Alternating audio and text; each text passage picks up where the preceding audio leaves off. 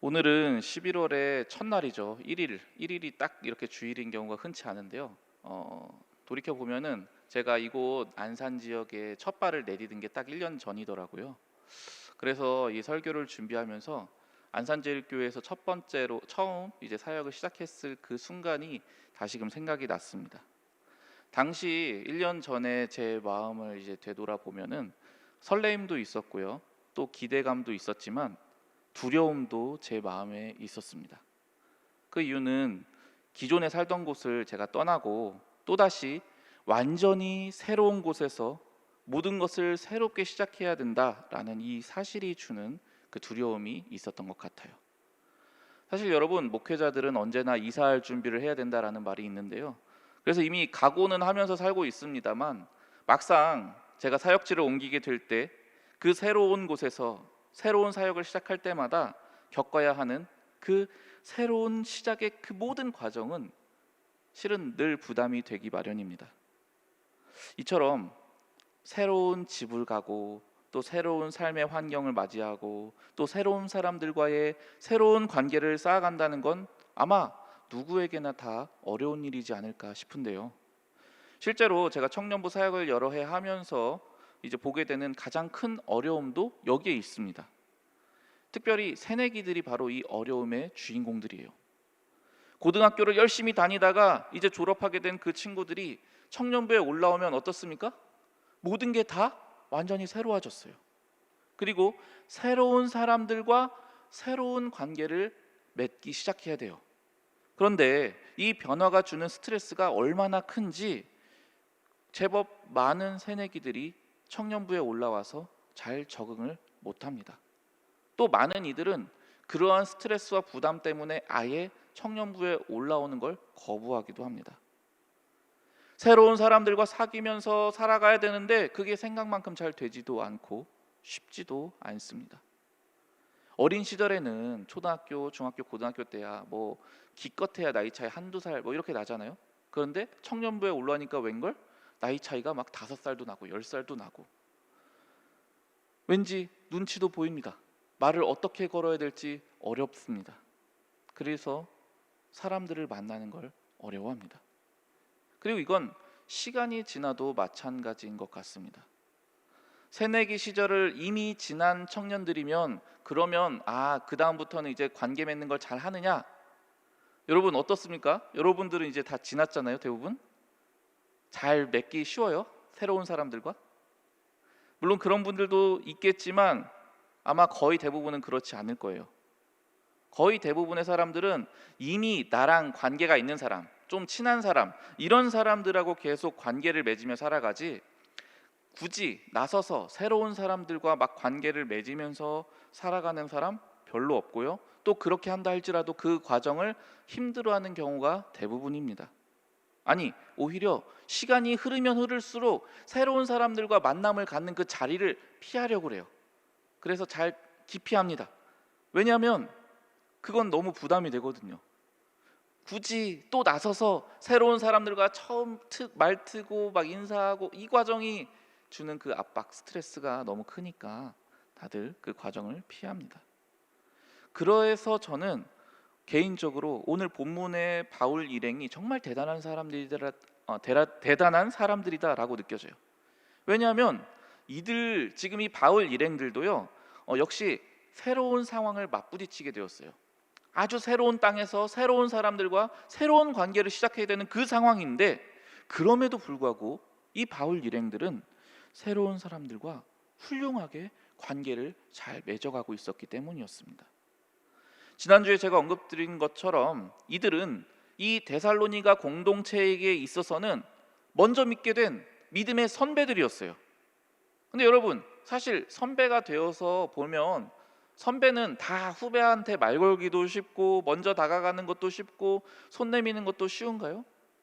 그렇지 않죠. 선배도 선배 나름대로 눈치를 보고 힘이 듭니다. 아니 어떻게 보면은 요즘 시대 젊은 친구들은 더 어려워 이런 생각을 막 가지게 돼요. 그래서 더 다가가는 걸 어려워합니다. 그런데 이들은 데살로니가에 도착하자마자 적극적으로 누구에게든지 망설임 없이 손을 내밉니다. 그래서 그 덕분인지 몰라도 이 데살로니가에 도착한 지 얼마 되지도 않았는데 조금씩 사람들이 모여들기 시작하더니 교회를 이루게 되었습니다. 그러나 이내 그들에게 큰 어려움이 닥쳤죠. 바로 유대인들이었습니다. 바울 일행을 너무나 시기하고 미워했던 유대인들로 인해서 그들은 결국 이 데살로니가라는 도시에서 쫓겨나야만 했죠. 불과 그들이 같이 있던 시간은 6개월도 채 되지 못했어요. 게다가 갑작스러운 이별을 겪게 되는 거죠. 그리고 당시 그 고대 사회에 연락할 수단이 뭐가 있었겠습니까? 전화가 있습니까? 카톡이 됩니까? 이메일이 됩니까? 아무것도 없어요. 그러니 이 모든 조건들을 다 종합해서 생각을 해보면 아쉽지만 이 바울 일행과 이 데살로니가 사람들과의 관계는 그걸로 끝난 것 같이 보입니다. 그런데 놀라운 것은 이 갑작스러운 이별이 있은 지 그것도 꽤 시간이 지난 이후가 바로 오늘 본문의 배경의 시간인데요.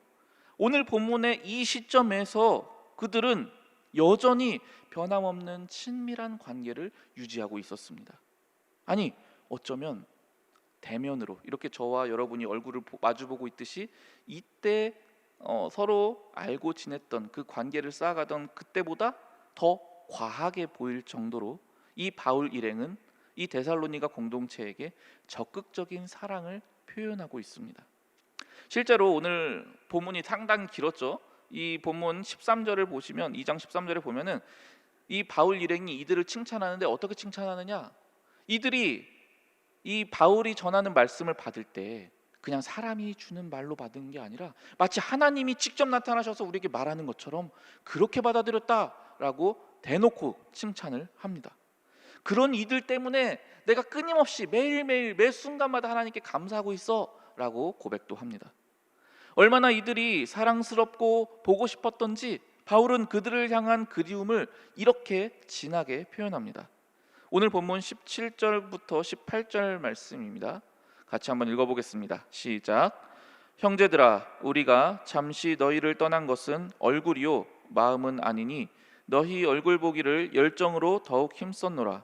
그러므로 나 바울은 한 번, 두 번 너희에게 가고자 하였으나 사탄이 우리를 막았도다.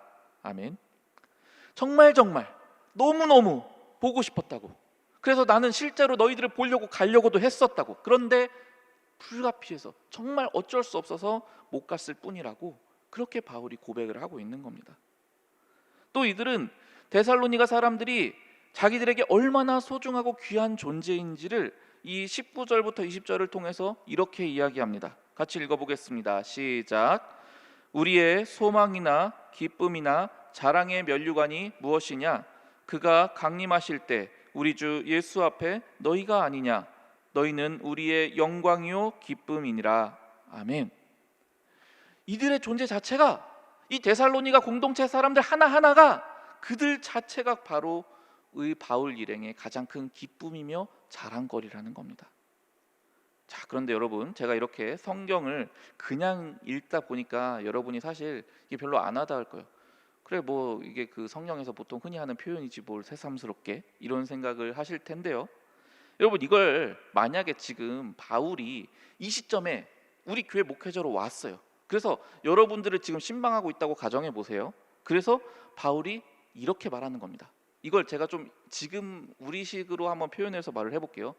제가 특별히 우리 사랑하는 우리 김종현 간사님이 저기 계시는데 김종현 간사님 한번 예로 들어서 말을 해볼 테니까요. 네, 한번 잘 들어주세요.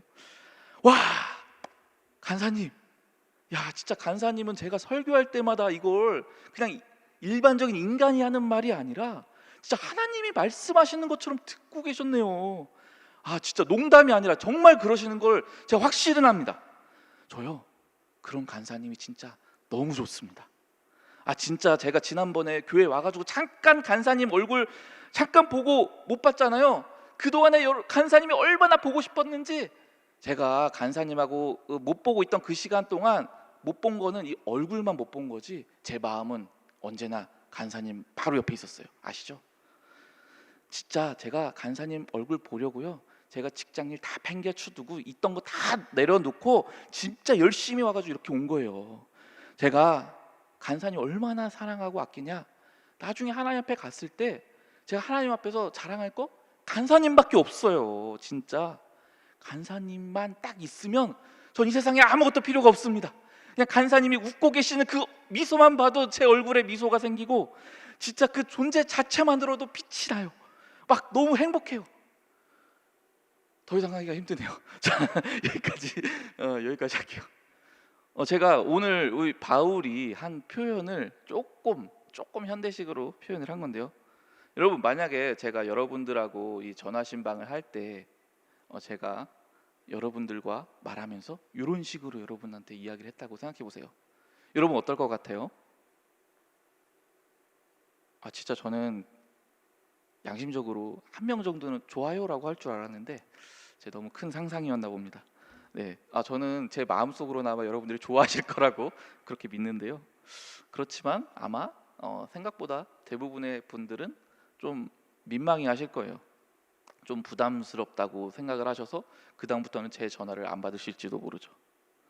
여러분, 당연히 민망한 표현이에요. 지금 바울이 이렇게 써서 우리가 그냥 성경이겠거니 하고 읽었지만 막상 여러분 눈앞에 누가 와가지고 이런 식으로 표현을 하고 있어봐요. 진짜 오그라들고 막 시공간이 진짜 막 압축되는 그런 느낌을 받으실 겁니다. 근데 여러분, 듣는 우리도 이런데, 그냥 읽는 우리도 이렇게 민망한데, 하물며 이 말을 직접 했던 이 바울은 얼마나 민망했겠습니까? 저는 사실 오늘 이 본문을 다루면서 새삼 이 바울이라는 인물에 대해서 새롭게 인식하게 됐어요.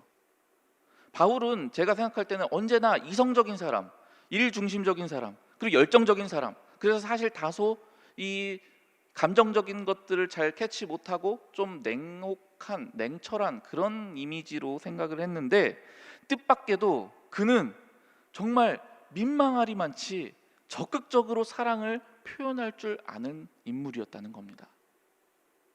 여러분, 앞서 말한 것처럼 바울이라고 해서 이렇게 표현하는 거 쉬울까요? 절대 아닙니다. 저는 결코 아니라고 확신합니다. 여러분도 믿음의 선배의 위치에 있잖아요. 근데 여러분이 우리 안산제일교회 나온 지가 조금 됐어요. 다른 새내기들보다 좀 더 오래 살았어요. 그런 이유만으로 지금 이 바울이 한 것처럼 그 새내기들한테, 새로 온 사람들한테 이렇게 적극적으로 사랑 표현할 수 있겠어요? 아마 쉽지 않으실 겁니다. 물론 이 바울은 데살로니가 공동체를 너무너무 사랑했습니다만, 하지만 그 사랑을 받는 대상인 이 데살로니가 교회의 공동체 한 사람 한 사람들이 다 사랑스럽게 행동했던 건 아닐 거잖아요. 그 중엔요, 바울이 이런 식으로 막 적극적으로 대시를 하니까 바울 목사님 좀 잠깐만요. 좀 이건 좀 과한데, 민망한데, 앞으로는 이렇게 하지 마세요. 저 앞으로 그러면은 안 올 거예요. 이렇게 하는 사람이 없었겠습니까? 당연히 있었겠죠. 이렇게 적극적으로 사랑을 표현해도 헐, 저게 뭐야? 막 이런 그다지 동조하지 않는 반응을 보이는 사람도 있었을 거고요. 아예 무반응인 사람들도 있었을 거고요. 야, 저기 오버쟁이 온다 하고서는 몰래 피해서 왔다 갔다 하는 사람들도 있었을 겁니다. 무엇보다도 여러분, 이들은요 지금 서로 얼굴 보고 알게 된 지 불과 6개월도 채 안 된 너무나 짧은 시간 알게 된 사람들이에요. 거기다가 이 불가피하게 떨어져 버렸어요. 그래서 전화도 못해요, 카톡도 못해요, 아무 연락도 못해요. 그렇게 한참 지냈다고 말하지 않았어요? 그런데 100번 양보해서 같이 있을 때는 이렇게 표현했다고 쳐요. 그래도 이렇게 서로 못 보게 되는 상황이 오래 장기간 지속이 되면 보통은 자연스럽게 거리도 멀어지는 것 아니겠습니까? 표현도 어색해지는 것 아니겠습니까? 그래서 원래 그런 것처럼 서로 모르는 사람 상황으로 그렇게 관계가 마치는 것 아니겠습니까? 그러나 바울은 그 모든 상황에도 아랑곳 없이 그의 마음을 담은 열정적인 사랑을 계속 표현하고 있습니다. 비대면으로 편지밖에 커뮤니케이션 통로가 없는 이 상황에서도 그는 이렇게 적극적으로 자신의 그들을 향한 사랑을 계속 표현합니다.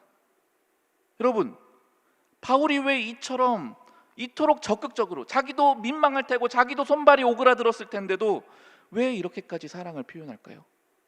굳이 이렇게 오버하지 않으면서 표현할 수 있잖아요. 근데 왜 그 오버를 한두 번도 아니고 편지 곳곳마다 다 이렇게 오버하면서 씁니까? 저는 바울 일행이 이처럼 공동체원들에게 적극적으로 먼저 사랑을 표현하는 것이야말로 믿음의 선배된 자가 해야 할 가장 중요한 역할임을 그들이 가장 잘 알고 있었기 때문이라고 확신합니다. 여러분, 교회 공동체는 믿게 된 시간의 흐름이 반드시 있습니다.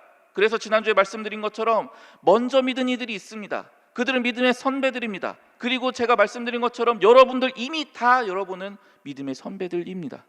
이곳에 새로 올 새내기들에게, 그리고 새로 올 공동체원들에게 여러분들은 이미 믿음의 선배들입니다. 또 여러분의 옆에 뒤에 앉아있는 그들에게 여러분은 믿음의 선배들입니다. 그렇다면 이렇게 믿음의 선배된 우리가 해야 될 가장 중요한 역할이 무엇인지 아십니까? 그것은 지금 이 바울이 한 것처럼 부끄럽더라도 다소 민망하더라도 그들에게 먼저 손 내밀어주고 그들에게 먼저 다가가주고 그들에게 먼저 예수님의 사랑으로 다가가는 것입니다. 여러분, 남녀 사이에 이제 사귀기 전의 단계를 우리가 썸이라고 표현을 하잖아요. 이 썸을 탈 때 어떻습니까? 야, 저 사람이 날 좋아할까? 관심이 있을까? 사랑할까? 이런 거 궁금하잖아요. 그러면서 그 사람에 대한 그리움과 마음이 점점 커져 나가잖아요. 그런데 만약에 이 짝사랑은 시작을 했는데 그 마음을 끝까지 표현을 안 해요, 상대방한테. 그럼 어떻게 됩니까? 그냥 말 그대로 짝사랑으로 끝나는 거죠. 내가 아무리 저 사람을 사랑해도, 내가 저 사람을 아무리 좋아해도 그 사랑이 그 사람에게 직접 표현되지 않으면 그 관계는 발전될 수 없습니다. 그리고 여러분의 친구 관계를 한번 떠올려 보세요. 지금도 계속적으로 만나고 좋은 관계를 유지하는 친구들이 아마 계실 건데요. 여러분, 그 친구와 카톡 대화창 보면 어떻습니까? 이모티콘이 넘쳐나죠? 뭐 정말 친한 사람들은 막 서로 욕도 하고 막 난리가 나죠? 정말 대화가 끊임없이 이루어지지 않습니까? 쓸데없는 이야기들이 훨씬 많지 않습니까? 근데 만약에 그 친구랑 이런 대화가 다 사라지고 이모티콘 다 사라지고 연락 뜨문뜨문 필요할 때만 한다고 생각해 보세요. 그래도 그 관계가 똑같이 잘 유지될까요? 절대 그럴 리가 없습니다. 그렇게 계속 관계에서 사랑을, 애정을 표현하지 않으면 그 관계는 금방 소원해지고 맙니다. 여러분, 사랑의 결정체인 이 가정에서도 사랑의 표현은 너무나 중요합니다. 부부가 서로를 사랑하는 건 너무나 당연하지 않겠습니까? 너무 사랑하니까 결혼을 한 거죠. 그런데 그 사랑하는 부부끼리, 그리고 부모 자식 간에 서로가 사랑하는 건 너무 당연한 것 아니겠습니까? 그런데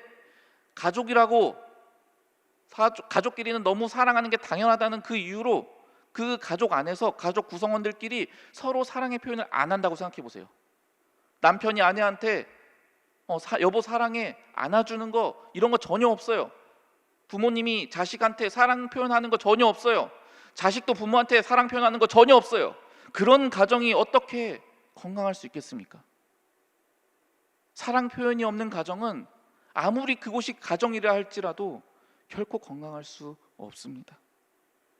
마찬가지입니다. 교회 공동체는 하나님의 사람들이 모인 곳이에요. 그리고 그 하나님은 사랑이십니다. 그러므로 교회 공동체 안에서 사랑이 없다면 그것은 건강한 교회 공동체가 될 수 없습니다.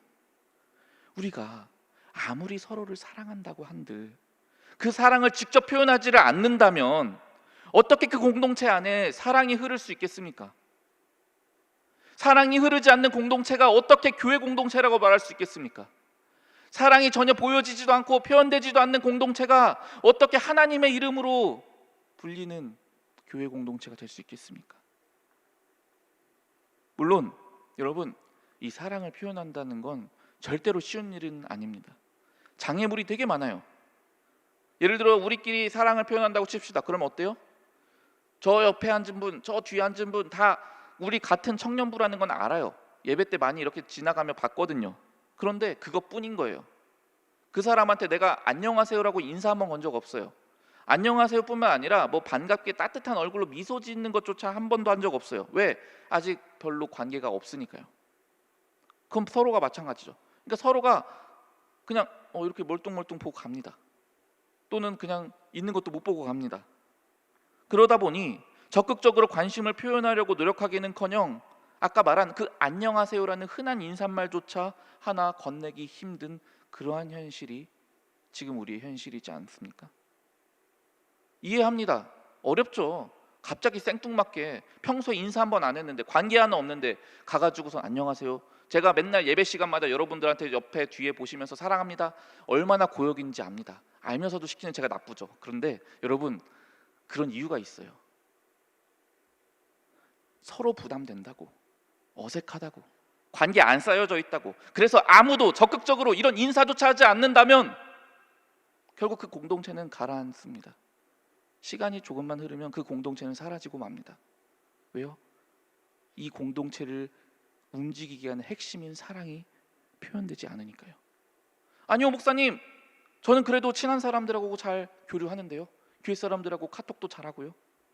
네, 물론 그것도 너무 잘하는 거고요. 너무나 귀하고 중요한 겁니다. 그러나 언제까지고 나랑 친한 사람에게만, 나랑 이미 관계가 쌓여 있는 사람에게만 사랑을 표현한다면, 그리고 그런 사람들로만 이 교회가 가득 차 버린다면 그 교회는 절대로 건강할 수 없습니다. 오히려 시간이 들수록 병에 들고 말 것입니다. 심지어 주님은 우리에게 이렇게 힘주어 강조하십니다. 마태복음 5장 46절에서 47절 말씀 다 같이 한 목소리로 읽어보겠습니다. 시작. 너희가 너희를 사랑하는 자를 사랑하면 무슨 상이 있으리요? 세리도 이같이 아니하느냐? 또 너희가 너희 형제에게만 무난하면 남보다 더하는 것이 무엇이냐? 이방인들도 이같이 아니하느냐? 나랑 잘 통하고 스타일 잘 맞는 사람에게만 사랑을 표현하는 거요? 여러분 죄송한 말인데요, 그건 세상 사람들도 다 하는 거예요. 나한테 먼저 인사 거는 사람한테 인사하는 거, 그건 안 믿는 사람도 안 가르쳐줘도 합니다. 여러분 주님이 뭐라고 우리에게 가르치셨어요? 원수까지도 사랑해야 된다고 했잖아요. 근데 여러분 쉽지 않은 거예요. 원수를 내가 사랑한다? 진짜 어려웁니다. 그런데 원수는 사랑하지 못한다 할지라도 하물며 조금 덜 친한 사람에게조차, 아직 어색한 사람에게조차 먼저 손 내밀 줄도 모르고 인사조차 한 번 한 적도 없고 사랑을 적극적으로 표현한 적도 한 번도 없다면, 그런 사람들만 가득한 곳이라고 한다면 그곳이 어떻게 교회라고 감히 말할 수 있겠습니까? 우리는 모두 어마어마한 사랑의 빚을 진 자들 아닙니까? 알지도 못하고 듣지도 못한 어마어마한 사랑을 저 하늘 먼 곳에서부터 그 보좌를 버리고 이 땅까지 오신 예수님, 나를 위하여 자기 자신을 다 버리시고 죽기까지 나를 사랑하신 예수님의 그 사랑의 빚을 우리 모두 먼저 받지 않았느냐 이 말입니다. 여러분보다 먼저 믿었던 믿음의 선배들이 여러분에게 먼저 용기 있게 나가가서 여러분 보고 예수님 믿으라고, 우리 교회 나와보지 않겠냐고, 공동체 생활 해보지 않겠느냐고 그렇게 누군가가 용기를 내는 그 사랑의 빚이 있었기 때문에 지금 저와 여러분이 이렇게 공동체를 이루고 있는 것 아니겠습니까? 그 빚을 이제는 우리가 갚아야 되지 않겠습니까? 먼저 손 내미는 것으로요, 내가 받은 것처럼, 예수님이 나에게 그러셨던 것처럼 나도 비록 인사 한번 해보지 못한 사이지만, 비록 제대로 알지도 못하는 사이이지만 그래도 눈웃음 한번 쳐주면서 밝은 미소를 지으면서 안녕하세요라고 인사도 하면서, 아 그래 그래도 우리가 같은 모세 공동체구나, 우리가 같은 바울 공동체구나, 아 우리가 같은 청년부구나, 이런 이름으로라도 인사할 수 있는 것 아니겠습니까? 그래서 저는 이 시간 여러분에게 한 가지 제안을 드리고자 합니다. 사실은 처음부터 아직 잘 모르는 사람에게 이 오늘 본문 속 바울처럼 사랑을 적극적으로 막 과하게 표현하라? 그거 얼마나 어렵고 부담스러운 일인지 잘 압니다. 그러나 여러분 그 첫 걸음 정도는 뗄 수가 있습니다. 그 첫 걸음이 뭐냐? 바로 관심을 갖는 겁니다. 여러분 우리가 왜 사랑을 표현하는 게 힘들고 왜 그렇게 다른 이들하고 관계를 새롭게 맺어가는 게 어려운지 아세요? 그 사람을 잘 모르니까 그래요. 이 사람이 누군지 어떤 사람인지 잘 모르니까 다가가는 것도 부담스럽고 굳이 그것을 또 표현하는 것도 힘들고 그런 거죠. 그렇기 때문에 여러분, 우리가 가장 먼저 해야 될 건요, 일단은 관심부터 가져야 됩니다. 아, 우리 공동체에 저런 애가 있구나. 우리 팀에 저런 사람이 있었구나. 아, 오랜만에 나온 저런 애가 있었네. 그래서 그 상대방을 관심을 가지면 그 다음에는 그 사람에 대해서 알아가야 돼요. 스토커를 하라는 게 아닙니다. 그게 아니라 그냥 평범하게 자연스럽게 관심을 가지라는 겁니다. 저 사람이 어떤 사람인지, 무슨 생각을 하며 사는지, 그동안 어떤 삶을 살아왔었는지, 어떻게 해서 우리 공동체에 오게 되었는지, 가족 구성원이 어떻게 되는지, 앞으로 어떤 일을 하면서 살고 싶은지, 꿈꾸는 미래가 어떠한 건지, 이런 것들에 대해서 관심을 가지라는 말씀입니다. 그래서 저는 오늘 오후 예배 마치고 이제 여러분들 각 조별로 가서 이제 줌으로 조모임 하실 거잖아요. 이제 특별 과제를 하나 드립니다. 이 모임 시작하실 때 여러분, 각자 자신에 대해 깊이 소개하는 시간을 가지시길 바랍니다. 이건요, 그냥 단순하게 저 이름은 뭐고요, 나이는 몇 살이고요, 무슨 직업 가지고 있어요, 끝, 이거 하라는 게 아니에요. 깊이 있게 신상을 쭉쭉 털어주세요. 누가 먼저 이거 물어보기 힘드니까요, 그냥 스스로가 자발적으로 각 공동체에서 다 얘기를 해주세요. 내가 가족 구성원이 뭐 형제가 어떻게 되고, 우리 엄마 아빠는 지금 어디 사시고, 내가 안산에 어떻게 오게 됐고, 나 어린 시절에는 이런 일이 있었고, 어떤 사고도 겪은 적이 있었고, 내가 어떤 음식들 좋아하고, 내가 이런 것들은 싫어하고, 내가 사람 관계할 때 이런 것들 좀 어려워하고, 이런 사람들 내가 참 좋아하고, 지금 내가 이런 어려움을 겪고 있고, 앞으로 이런 계획을 가지고 살 거다, 지금 내가 좋아하는 일은 이런 거다, 취미가 이런 거다, 이런 여러 가지 나에 대한 진짜 이야기들, 그것들을 여러분이 스스로 공동체에서 오픈해 주시기 바랍니다. 그 용기를 내 주시길 바랍니다. 그리고 또 한 가지, 여러분 모두 이 조모임 하시면서 한 사람씩 자기가 이번 한 주간 동안 관심을 가질 대상을 정해서 이야기를 해주세요. 그게 바로 정해지지 않으면 한번 생각해 보겠다고라도 이야기를 해주세요. 그래서 그 사람한테 그냥 한 주간 살 때 뜬금없이 카톡 한번 보내주시고, 교회에서 봤을 때 우리 인사 한번 하자, 이렇게라도 말 걸어주시고요, 그냥 생뚱맞게 이모티콘이라도 보내주세요. 여러분, 제가 해봐서 아는데요, 이런 건요, 진짜 미친 척하고 눈 깍 감고 해면 할 수 있어요. 그걸 안 해봐서 그렇지, 일단 한번 나 미쳤어, 그래, 한번 눈 감고 해보자 하면 됩니다. 여러분, 진짜로 한번 용기를 내서 누군가한테 말 걸어보세요. 그러면 그것이 그 사람에게는 정말 잊혀지지 않을 만큼 어마어마한 영적인 은혜가 됩니다. 제가 이 얘기를 설교문에 안 썼는데 이거 하나만 얼른 얘기를 할게요.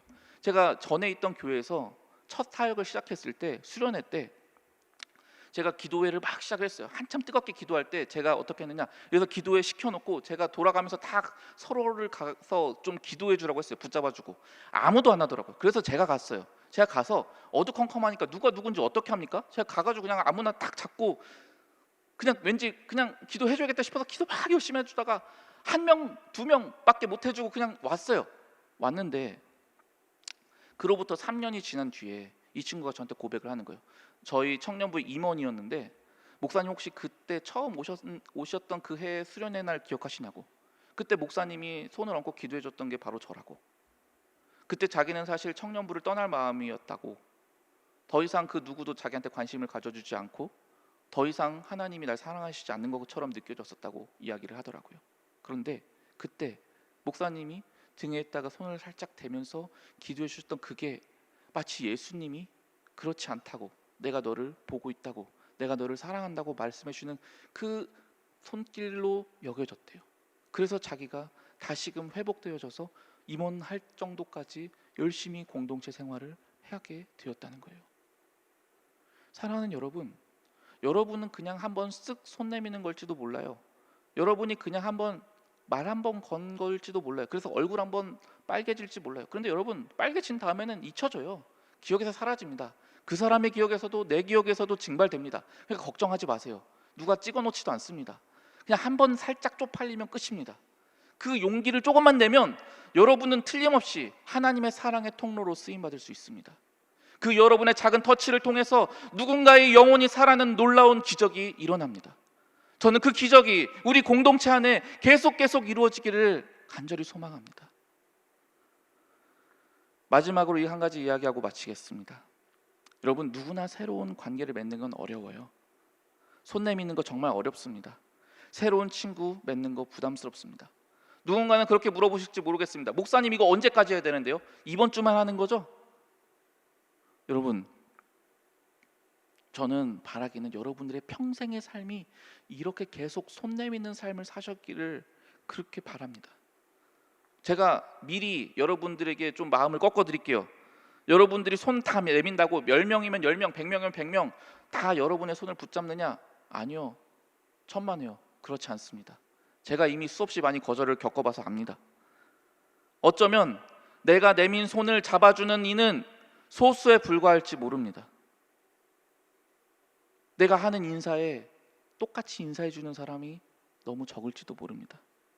그러나 여러분, 그렇게 여러분의 손을 똑같이 내민 손을 잡아주는 그 사람들 중에는 반드시 여러분의 평생을 같이 할 만한 좋은 믿음의 동역자가 있습니다. 제가 이거는 경험적으로 말씀드리는 겁니다. 저는 20살 이후에는 그런 만남이 있을 거라는 걸 상상도 못했어요. 그런데 있었습니다. 여러분, 세상에 그냥 그런 친구들 말고요, 여러분들의 진짜 아픔을 신앙적으로 고민을 나누고 무슨 이야기든지 신앙적으로 다 이야기할 수 있고, 그래서 서로를 위해서 진심으로 중보하며 기도하는 그런 관계예요. 그런 친구가 단 한 명이라도 있으면 얼마나 세상 살기가 달라지는지 아십니까? 왜 나한테는 그런 사람이 없을까 생각하지 마세요. 하나님께서는 이미 그 사람을 여러분에게 보내셨습니다. 우리가 손 내밀기만 하면 그 친구를 만날 수 있습니다. 그러나 여러분, 나는 새로운 사람들한테 손 내미는 거 부끄러운데요, 힘든데요, 그런 이유로 평생 손을 안 내밀잖아요. 부끄럽진 않을 수 있습니다. 그러나 그렇게 평생을 함께할 좋은 믿음의 동역자를 얻을 길이 사라지고 맙니다. 오늘의 본문 속 바울은요, 그렇게 평생 어느 곳을 가든지 그렇게 열정적으로 먼저 손 내밀었습니다. 그렇게 손 내밀고 손 내밀고 손 내밀면서 살았기 때문에 그에게는 수없이 많은 믿음의 좋은 동역자들이 가득했습니다. 사랑하는 여러분, 하나님은 결코 여러분을 이 험한 세상 혼자 살아가게 내버려 두시지 않았습니다. 반드시 여러분의 깊은 마음속 아픔을 이해해주고 슬퍼해주고 같이 울어주는 그 좋은 믿음의 영적 동반자를 다 허락하셨습니다.